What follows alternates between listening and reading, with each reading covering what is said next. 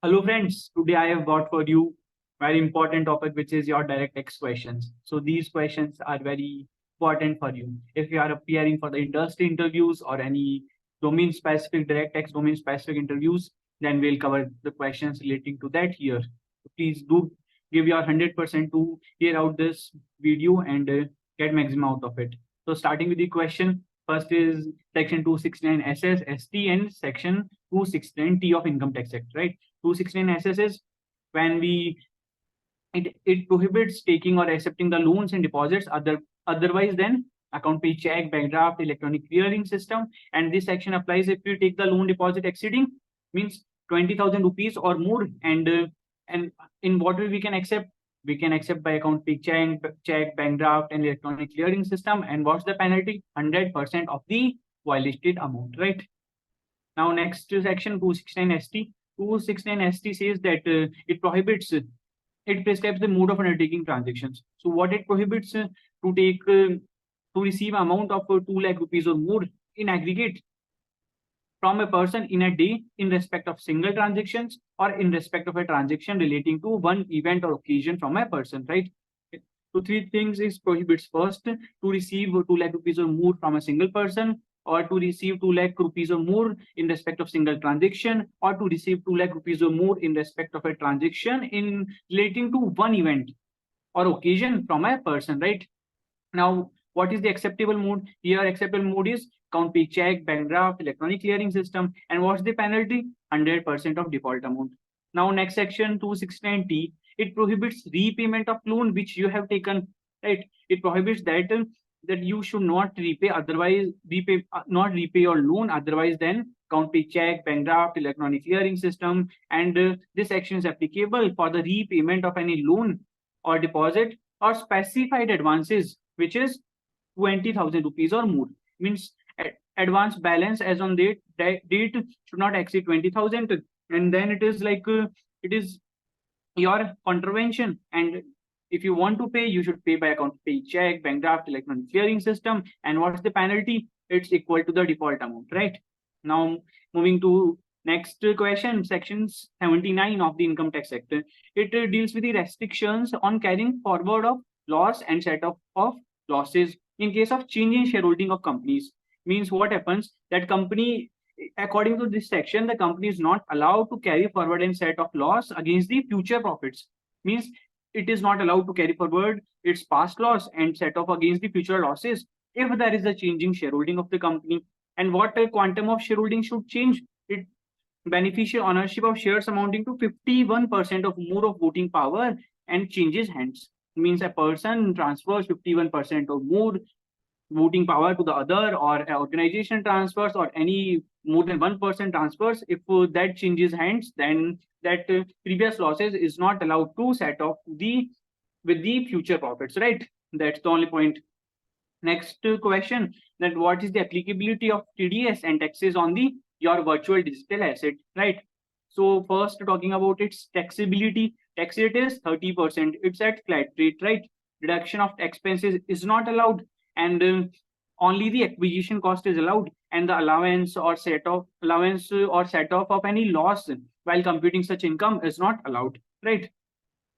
Now losses from transfer of VDA cannot be set off against other income. It cannot be set off against the loss of another VDA, and it cannot be carried forward to the subsequent year, right? Now next is what's the TDS, sir? TDS is under section 194S of Income Tax Act 1961. Rate of TDS is 1% of the consideration paid for the transfer of VDAs, right?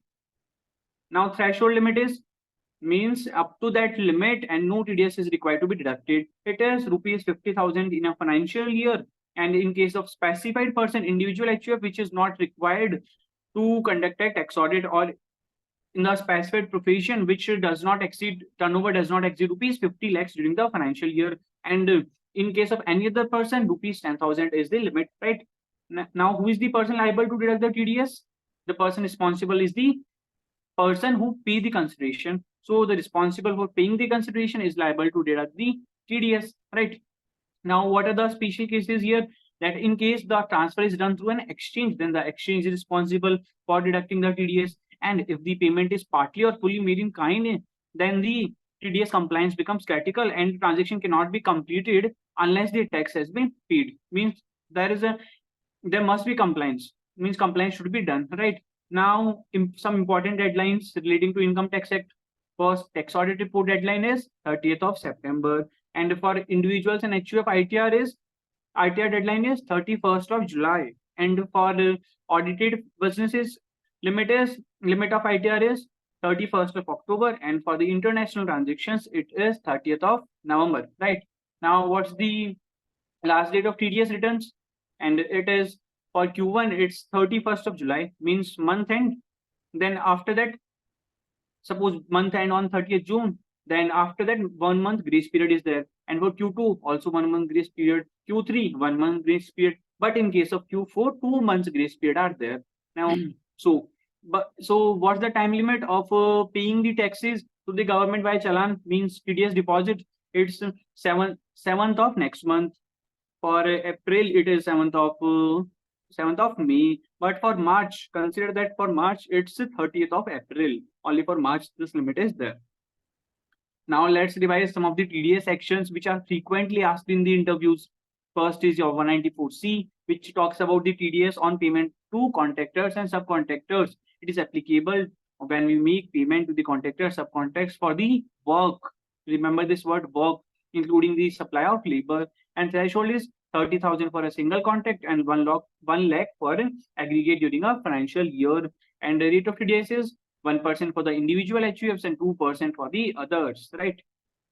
Straight away moving to section 194J, which is TDS on fees for professional and technical services. Its applicability is when we make payment for the professional services, technical services, royalty, and non-compete fees. Its threshold is rupees 30,000 in aggregate during a financial year. And what is the rate? Rate is 10% for the professional and technical services, and for the professional services, and 2% for the technical services, right? Now next question, next section is 192, which is TDS on salary, and it is applicable on payment basis salary payment by the employer to the employee. And what is the rate? As per the income tax slab rate, right? Now section 194I, which talks about TDS on rent. So its applicability is payment of rent of land, building, plant machinery, equipment, etc. in aggregate if exceeds 2,40,000 during a financial year, right? Now, what's the rate of TDS? Rate of TDS is 2% for plant, machinery, and equipment, and it is 10% for land, building, furniture, and fittings, right? Do remember these limits. Now, next is section 194H, which talks about TDS on commission and brokerages. So, what's the applicability? It is applicable when we make payments for the commission and brokerage services, and threshold is 15,000, and rate of TDS is your 5%. And talking about section 194R, so 194R talks about the TDS on benefits and perk visits. And when the state away asks that, are you aware of any taxation relating to perk visits, then you should answer this point, right? This section. And applicabilities, any benefit, perk visit arising from the business or profession, and this limit is 20,000 rupees in aggregate during a financial year. And what's the rate? It is 10%. Now let me tell you that some more amendments are there relating to these TDS provisions, and additional one TDS provision is there. So I am going to cover these amendments which your budget has brought forward in the next video. So I will cover all the budget related amendments and some general questions. So please do watch that video also in order to stay updated and to strengthen yourself, right? So next question, that tell me something about MAT provisions. How should we calculate the MAT profit and we should state the 5 line items that is to be added and subtracted in calculation of MAT profit, right? So key features of MAT is applicable to all the companies, including the foreign companies, except those certain companies which are specified, right? And it is specified under section 115JB of Income Tax Act 1961, right? And what's the tax rate? Tax rate is 15% plus applicable surcharge and cess of the book profit. Remember this word, book profit. So how should we calculate the book profit? Book profit is derived from the net profit as shown in the company's P&L, and and we have to make certain adjustments as per section 105JB, right? So top five means key line items are like additions, relating to additions. Firstly, we need to add the income tax paid and income tax payable and income tax provisions. And second, and we have to add the provisions for unascertain liability. Remember that salary payable, audit fees payable, these are ascertain liabilities. You have not to add back these items. For only unascertain liabilities, you have to add back, right? And third is your deferred tax and its provision you need to add back, and dividends if you paid and if you post and you have shown in the financials, then you have a charge to the P&L, then you have to add back, right? Now, and fifth is your expenditure relating to your exempt income, you need to add back, right? Now, talking about five items which needs to be subtracted in calculation of group profit, right? So it is like first is your exempt income under section 10, 11, and 12 of the Income Tax Act, right? And amount withdrawn from reserves. And third is your depreciation, excluding your depreciation on the valuation of asset. Remember that we add the depreciation, all the depreciation which is as per your Schedule 3 balance sheet. And what we deduct is and depreciation, all the depreciation excluding the depreciation on the revaluation of assets, right? Now next is we because we add the unabsorbed depreciation and business loss earlier, so we subtract the unabsorbed depreciation or business loss, whichever is less as per the books of accounts here, right? Now next is your deferred tax credit. If that is shown in the P&L, credited in the P&L, you have to subtract that amount also, because we need not pay the met tax on that amount, right? So finally, if we arrive at the book profit, we have to multiply it by 15%, add the surcharge and cess, and we have to pay to the government. We have to compare with the actual tax, and whichever is more needs to be paid to the government, right? That's the provision. Now, section 115 VAB, gist of it. This is data we're moving to this, and applicability is and companies incorporated on or after 1st of October 2019 and commenced the manufacturing or production by the 31st of March 2024. And tax rate is 15% plus applicable surcharge plus cess, right? Conditions are like a company should be engaged in business of manufacturing, production of any article or thing, and the business should not be formed by splitting up, pre-construction, and which is already business. And company should not engage in any other business other than the manufacturing and production. And the company should not avail specified incentives under section 10AA and the accelerated appreciation under section 32, right? And next is that MAT exemption is there. Companies are not required to follow the MAT provisions under section 115JB, right? Now moving talking about section 115BAC of your Income Tax Act. So this section is applicable for the individuals and HUF taxpayers, and in this tax you are taxed at the slab rate. This slab rate has been revised as per the budget provisions. So please go through the budget provisions. I will cover those provisions in next to next video, and so please do watch that video also. And the as per the amended provisions, and the slab rate is 0 to 3 nil, then 3 to 6, 6 to 9, 9 to 12, you're 12 to 15, and above 15, right? So taxpayers who opt for this scheme will have to forego something. These are certain assumptions and deductions which are there in old scheme. They have to forego those assumptions and exemptions which are relating to sections 80C, 80D, 80G, and exemptions relating to HRA leave, travel allowance, etc. Right? So your option to pay tax under this scheme can be exercised on a yearly basis. Suppose that you have a business income in this year, and if you have opted for this scheme, then in next year, if you want to change the scheme from this to regular or regular to this, and then you should not have the business income, right, in that year, right? If you have a business income, then you can't change. You have to follow the same scheme which you opted in the previous year, right? Now, filing requirement is that, and the taxpayer must file their return under section 139(1) only, right? So please make sure that you watch the budget related video also, and to get all the amendments relating to your direct tax, indirect tax, and general provisions, right? So for international taxation, two questions are there. Please do watch. And first is your transfer pricing provisions, and what are the various methods under the transfer pricing provisions, and what are the penalties of its non-compliance, right?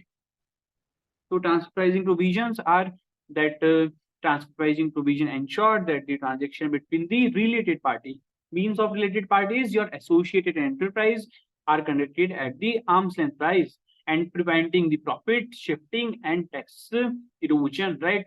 So associated entities means and transfer pricing provisions applicable to the two or more associated enterprise. Either they may be domestic or international. You say that sir, one party should be international, but there are certain specified domestic transactions on which transfer pricing is applicable, right?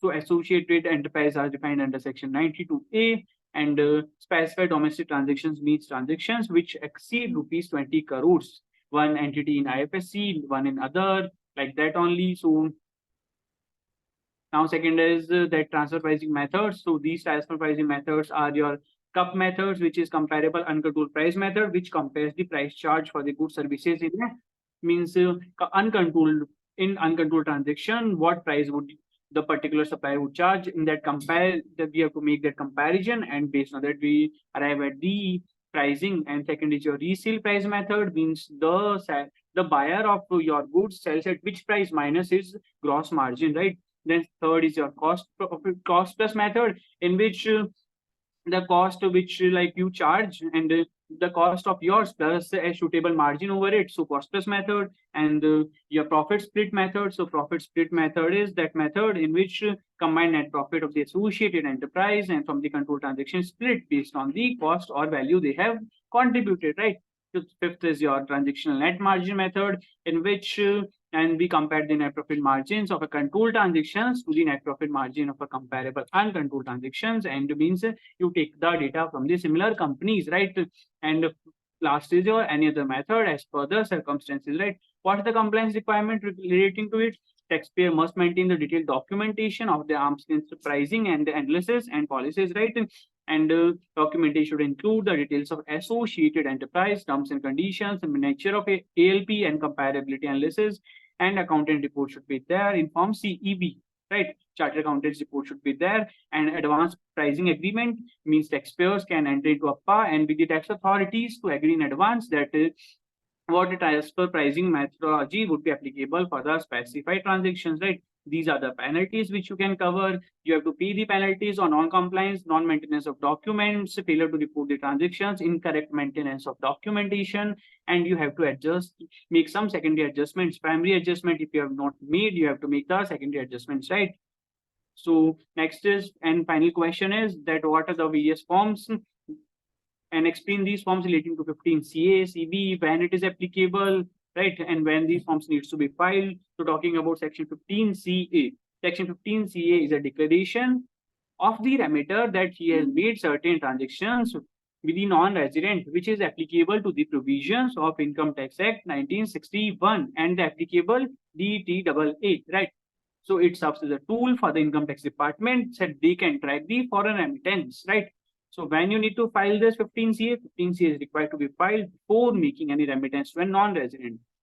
If such remittance is taxable under the provisions of Income Tax Act. Remember that if your DTAA says that tax rate is 0, still in this case, if it is taxable in Income Tax Act, you need to file the 15CA form, right?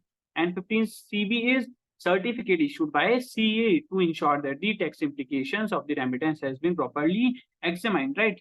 So 15CB is that, and it is applicable when such remittance exceeds 5 lakh rupees in a financial year, right?